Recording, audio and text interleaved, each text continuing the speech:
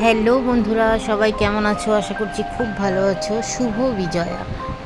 তো আমাদের যেহেতু কমপ্লেক্সে পুজো ছিল, আমরা ঠাকুর দেখতে যেতে পারিনি, তাই আমরা একাদশীর পরের দিন গেছিলাম গড়িয়ায় কেন্দুয়ার ঠাকুরটা দেখতে।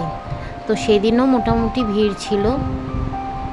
তো যতটুকুনি পেরেছি আমি ভিডিও করতে পেরেছি এবং তোমাদের সঙ্গে শেয়ার করছি।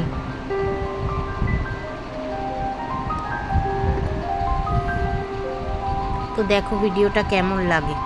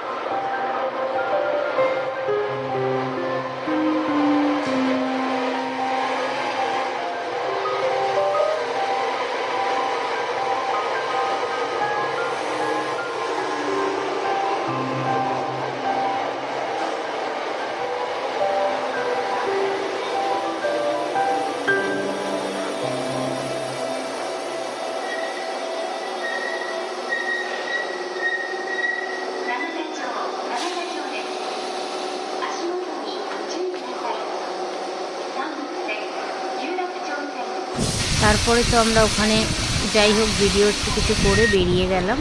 তারপর ওখান থেকে গেলাম আমরা একটু বার্গার কিনে, সেখানে গিয়ে দুটো সফটি খেলাম এবং দুটো বার্গার হাতে নিয়ে বাড়ির দিকে ফিরে এলাম। আর কোথাও যাইনি।